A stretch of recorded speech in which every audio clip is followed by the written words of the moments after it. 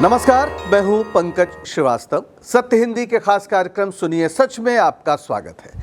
आज बात इजराइल के प्रधानमंत्री बेंजामिन नेतन्याहू की, जिन्हें माफ करने के लिए अमेरिका के राष्ट्रपति डोनाल्ड ट्रंप ने सार्वजनिक रूप से अपील की है। आखिर नेतन्याहू पर भ्रष्टाचार के कैसे आरोप हैं और क्या उनके जेल जाने की नौबत आ गई है?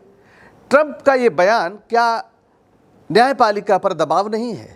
नेतन्याहू की पार्टी और जनता में उनका समर्थन इस समय किस स्तर का है? गजा से लेकर ईरान तक तबाही मचाने वाले नेतन्याहू इस समय दुनिया भर के मानवाधिकारवादियों के निशाने पर है। लेकिन नेतन्याहू आखिर है कौन? उनकी कहानी क्या है? इजराइल के प्रधानमंत्री बनने का उनका सफर कैसा था? मिलेंगे इन तमाम सवालों का जवाब इस वीडियो में। पर सफर की शुरुआत करते हैं इस खबर से जो अपने आप में थोड़ा अनोखी है।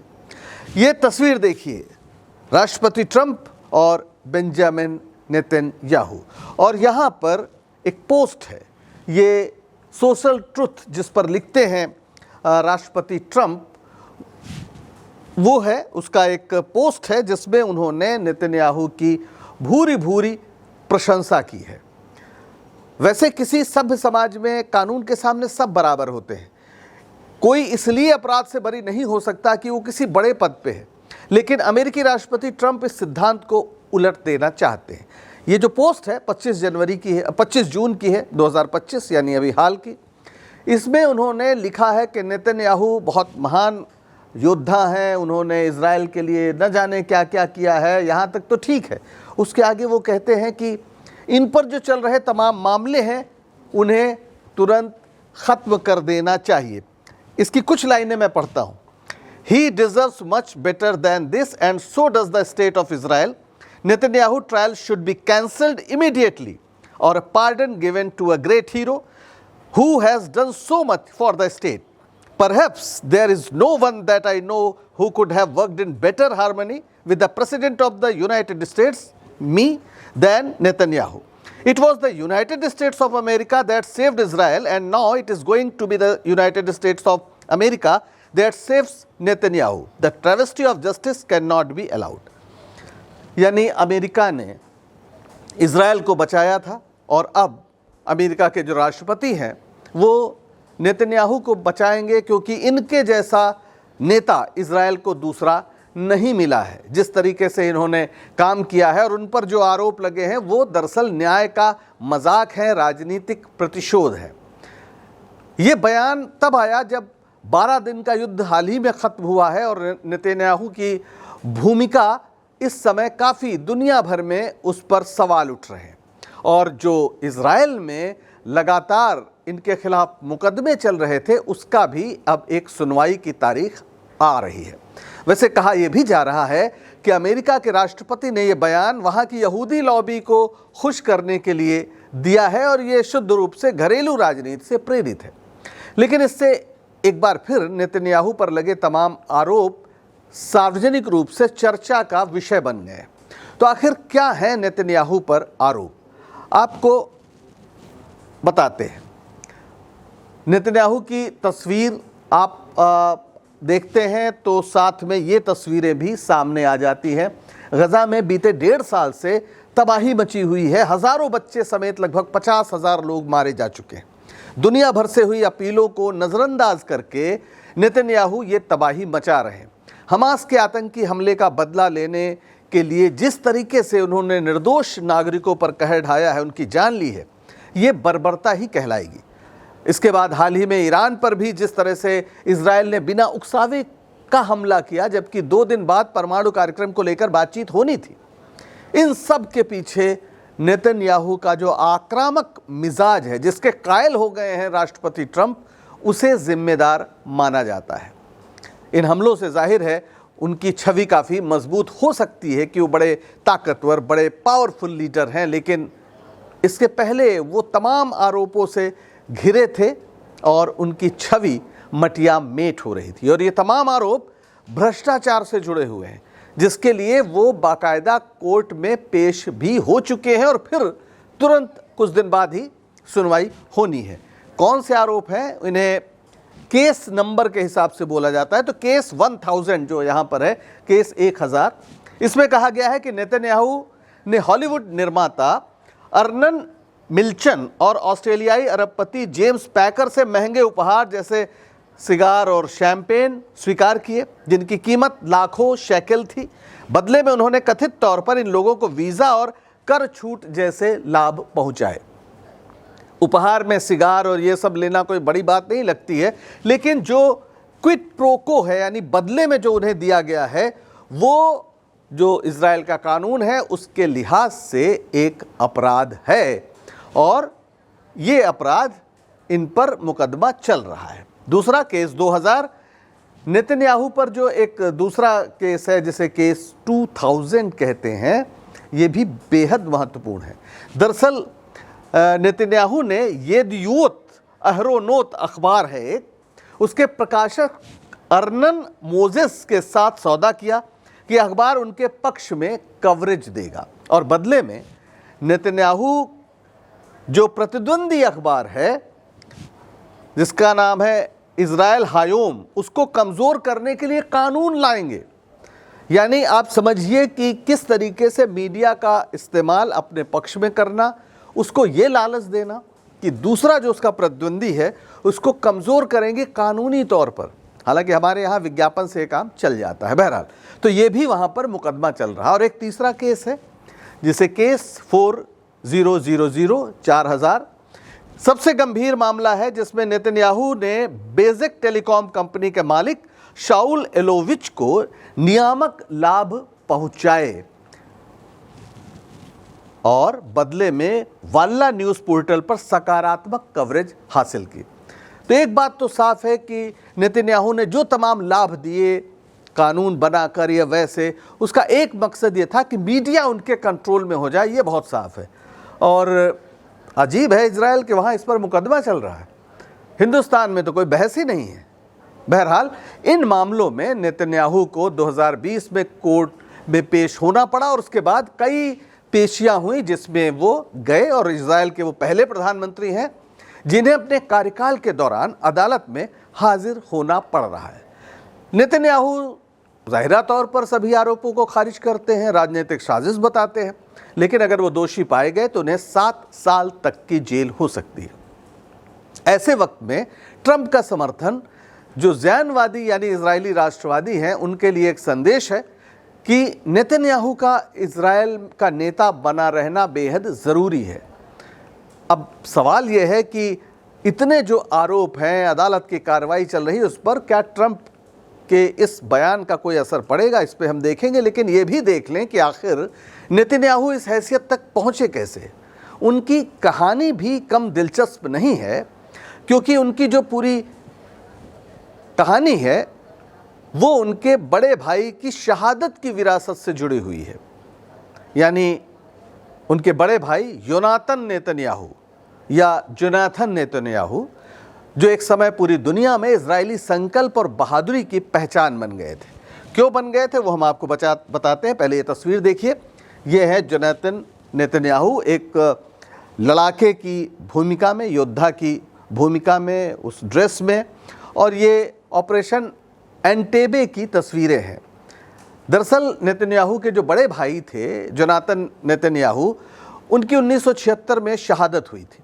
4 जुलाई 1976 को योनी जिन्हें कहते थे, उन्होंने ऑपरेशन एंटेबे में हिस्सा लिया, जो इजराइल का सबसे प्रसिद्ध एक ऑपरेशन था, सैन्य कार्रवाई थी। 27 जून 1976 को एयर फ्रांस का एक जहाज जिसमें 258 यात्री सवार थे, उन्हें popular front for the liberation of फिलिस्तीन और जर्मन उग्रवादी समूह रेड आर्मी फैक्शन ने हाईजैक कर लिया था और इस जहाज को युगांडा ले जाया गया, वहाँ के एंटेबे हवाई अड्डे पर, जहाँ उस समय इदी अमीन, तानाशाह इदी अमीन की सरकार थी और उसने इन जो अपहरण करने वाले थे उनका समर्थन किया। और उन लोगों ने गैर यहूदी यात्रियों को तो छोड़ दिया, लेकिन 102 यहूदी जो थे इजरायली, उन यात्रियों को बंधक बना लिया गया। तब योनी नेतन्याहू, जो इजराइल डिफेंस फोर्स की विशिष्ट इकाई सारियट मटकाल के कमांडर थे, उन्हें इस बचाव अभियान का, एक बचाव अभियान तय किया गया, उसका नेतृत्व दिया गया। और 4 जुलाई को ये जो इजरायली कमांडो थे, ये रात के अंधेरे में एंटेबे पर हमला करने पहुंच गए और 102 में से 101 बंधकों को छुड़ा लिया गया। लेकिन इस पूरे अभियान में जोनाथन की शहादत हो गई।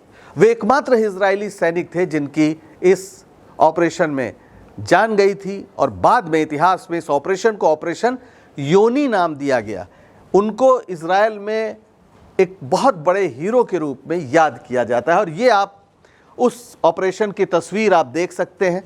ये तमाम बंधक हैं, ये वो जहाज है जिसको ले जाया गया था और इस घटना का बहुत बड़ा प्रभाव इजराइल पर भी पड़ा और इसने ये भी साबित किया कि जो इजराइल है उसका संकल्प कितना मजबूत है। कहाँ इजराइल और कहाँ युगांडा, कितनी दूर रातों रात एक ऑपरेशन करना, सैनिक ऑपरेशन करना और युगांडा की जो सरकार थी, जो उस समय का तानाशाह था, उसके विरोध को, उसके सैनिकों को, उसकी सैनिक बाड़बंदी को नज़रअंदाज करते हुए जाकर हमला करना और सिर्फ एक की जान गई और बाकी 101 जो बंधक थे उनको छुड़ा लिया गया। ये बहुत बड़ी बात थी। दुनिया में इजराइल का डंका बचा था और जोनाथन एक बड़े हीरो बनकर उभरे थे। उस समय बेंजामिन नेतन्याहू कहाँ थे? वे दरअसल अमेरिका में थे, जहां उन्होंने मैसाचुसेट्स इंस्टीट्यूट ऑफ टेक्नोलॉजी जो MIT है वहां से पढ़ाई की थी और बोस्टन कंसल्टिंग ग्रुप में काम कर रहे थे। और जोनाथन की शहादत ने उन्हें स्वाभाविक है गहरा सदमा दिया और 1978 में वे इजराइल लौट आए और जोनाथन की याद में, यानी योनी की याद में, Jonathan Netanyahu anti terror institute की उन्होंने स्थापना की। ये घटना उनकी राजनीतिक विचारधारा और आतंकवाद के खिलाफ कठोर रुख का आधार बनी और बाद में वो देश के एक बड़े नेता बनकर उभरे। ये आप लिक्विड पार्टी का, जो उनकी पार्टी है, उसका दफ्तर है। योनी की शहादत के बाद नेतन्याहू ने राजनीति में कदम रखा और 1982 में वे वॉशिंगटन में इजरायली दूतावास में डिप्टी चीफ ऑफ मिशन बने और 1984 से 88 तक संयुक्त राष्ट्र में इजराइल के राजदूत रहे। उनकी धारा प्रवाह अंग्रेजी और मीडिया में प्रभावी उपस्थिति ने उन्हें अंतर्राष्ट्रीय मंच पर पहचान दिलाई। 1988 में वे फिर इजराइल लौटे और जो लिक्विड पार्टी थी उसमें शामिल हो गए। 1988 के चुनाव में वे पहली बार नेसेट, जो इजराइल की संसद है, उसके लिए चुने गए और विदेश मंत्रालय में डिप्टी मिनिस्टर बनाए गए। 1991 में उन्होंने मैड्रिड शांति सम्मेलन में इजराइल का प्रतिनिधित्व किया, जहां उनकी एक कट्टरवादी छवि उभरी। 1993 में नेतन्याहू ने लिक्विड पार्टी की नेतृत्व की दौड़ में जीत हासिल की और इत्सहाक शमीर के बाद पार्टी के अध्यक्ष बने।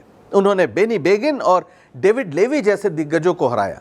1996 में वे इजराइल के पहले सीधे निर्वाचित और सबसे युवा प्रधानमंत्री बन गए, जब उन्होंने शिमोन पेरेस को हराया। उनकी जीत का कारण उस समय के आतंकी हमले थे, जिन्हें पेरेस रोक नहीं पाए। नेतन्याहू का नारा था, नेतन्याहू एक सुरक्षित शांति। आप समझ सकते हैं कि इसका कितना असर हुआ होगा और नेतन्याहू प्रधानमंत्री बनने में कामयाब हो गए। लिक्विड पार्टी को उन्होंने एक कट्टर दक्षिणपंथी पार्टी में बदल दिया। नेतन्याहू ने अपनी पार्टी में जो उनके विरोधी थे उनको उन्होंने हाशिए पर धकेला और 2009 से 2021 और फिर 2022 से अब तक वे इजराइल के सबसे लंबे समय तक सेवा करने वाले प्रधानमंत्री हैं। इस बीच वे पश्चिम एशिया में अमेरिकी योजनाओं के कर्ता धर्ता भी बने रहे और यही वजह है कि ट्रंप अब ऐसी मांग कर रहे हैं इन्हें माफ़ कर देने का भ्रष्टाचार के तमाम आरोपों से, जिसका कोई कानूनी आधार नहीं हो सकता। इजराइल की न्यायपालिका स्वतंत्र है और ये नेतन्याहू के मुकदमे जो हैं वो वहाँ के कानून के तहत चल रहे हैं।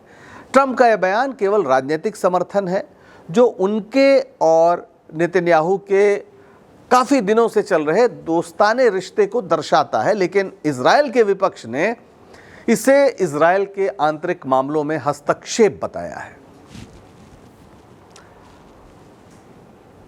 और इस बीच जो इजराइल की न्यायपालिका है, जो हर लिहाज से सैद्धांतिक रूप से आज़ाद है, उसकी ओर से कोई बात नहीं कही गई है, लेकिन ट्रंप का बयान तो हिमाकत माना ही जाएगा। वैसे नेतन्याहू की लिक्विड पार्टी में भी विरोध हो रहा है, खासकर भ्रष्टाचार के आरोपों को लेकर और 7 अक्टूबर 2023 के हमास हमले की विफलता के कारण भी 2024 में तेल अवीव और यरूशलेम में हजारों लोग नेतन्याहू के खिलाफ सड़क पर उतरे, जिसमें लिक्विड पार्टी के समर्थक भी शामिल थे। फिर भी उनकी जो कट्टर नीतियां हैं और ईरान के खिलाफ हालिया कार्रवाई हैं, इससे उनका समर्थन भी बढ़ा है। तो एक दोनों तरह की बातें हैं, उनका विरोध भी हो रहा है, उनका समर्थन भी हो रहा है, और अब तो ट्रंप का हाथ भी उनके सर पर है। तो जाहिर है पश्चिम एशिया, जिसे वो लोग मध्य पूर्व कहते हैं, और भी पश्चिम के लोग, वो इज़राइल के नेता बतौर नेतन्याहू को ही चाहते हैं। अब ज़रा नेतन्याहू के थोड़ा निजी जीवन पर भी बात कर लेते हैं। उनका जन्म 1944 में तेल अवीव में हुआ। उनके पिता बेंजामिन नेतन्याहू एक ज़ायनवादी यानी जो यहूदी राष्ट्रवादी इतिहासकार थे। उनकी माँ जिल्पा एक टीचर थी। उनके 2 भाई योनी और ईदो। योनी की शहादत हो गई, जैसा मैंने आपको बताया, जिनकी शहादत से मिली सहानुभूति ने जो बेंजामिन नेतन्याहू हैं उन्हें इज़राइल का नेता बनने में उससे काफ़ी मदद मिली। और नेतन्याहू ने 3 शादियां की। ये यहाँ पर आप देख सकते हैं। पहली मैरियम वेज़मैन जो 1972 से 1978 तक उनकी पत्नी रही, इनसे एक बेटी है नोआ।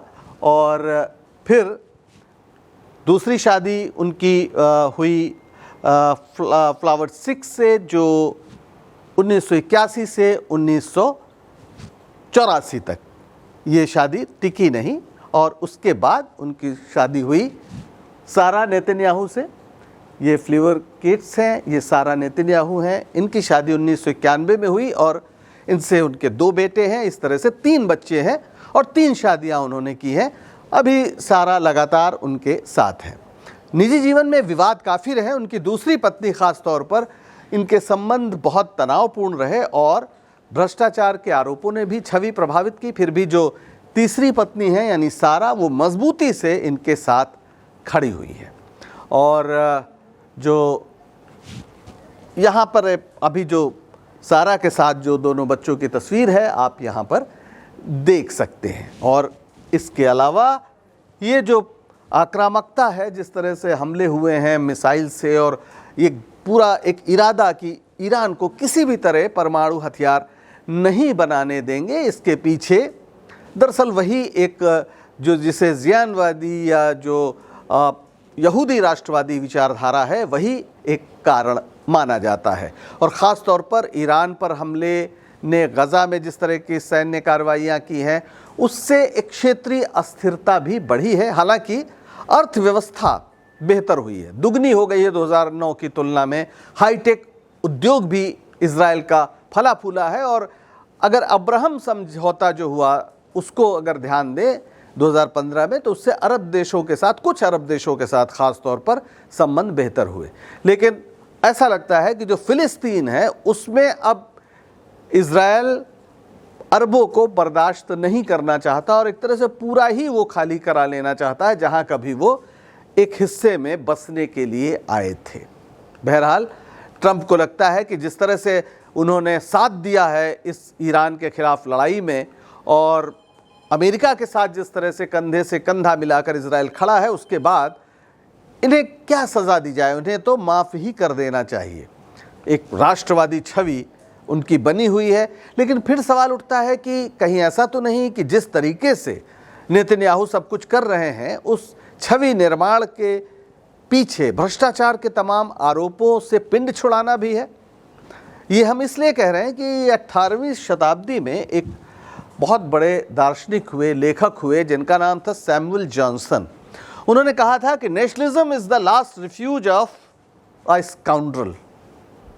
मतलब राष्ट्रवाद जो दुष्ट होता है उसकी अंतिम शरण स्थली है। यानी तमाम लोग, और दुनिया भर में, सिर्फ इज़राइल में नहीं, राष्ट्रवादी नारे, राष्ट्रवादी भंगिमाओं का इस्तेमाल अपने जो बुरे काम हैं, जो गलत काम हैं, तमाम घटिया कारनामे हैं, हिंसक कारनामे हैं, उनको छिपाने के लिए या फिर उनको सही ठहराने के लिए करते हैं। तो क्या नेतन्याहू यही खेल खेल रहे हैं और इज़राइल की अदालत इस भंगिमा से प्रभावित होगी? कहा नहीं जा सकता। वैसे वहाँ के राष्ट्रपति को यह अधिकार है कि वो माफ़ कर दें, पर जैसा कि वहाँ का मीडिया लिख रहा है कि अभी ना ऐसा कोई अनुरोध हुआ है और ना वो कुछ सोच ही रहे हैं इन्हें माफ़ करने के बारे में। तो अब सबकी निगाह इजराइल की न्यायपालिका पर है कि क्या वो अमेरिकी राष्ट्रपति को अपना सुप्रीम कोर्ट मानेगी या फिर नहीं मानेगी। आज के लिए बस इतना ही। आपको सच बताने का हमारा ये प्रयास पसंद आया हो तो लाइक करें, शेयर करें और चैनल को सब्सक्राइब करें। सत्य हिंदी के ऐप को भी डाउनलोड करें, जिसका पता आपको डिस्क्रिप्शन में नीचे मिल जाएगा, वीडियो के नीचे। तो अब दीजिए इजाजत, नमस्कार।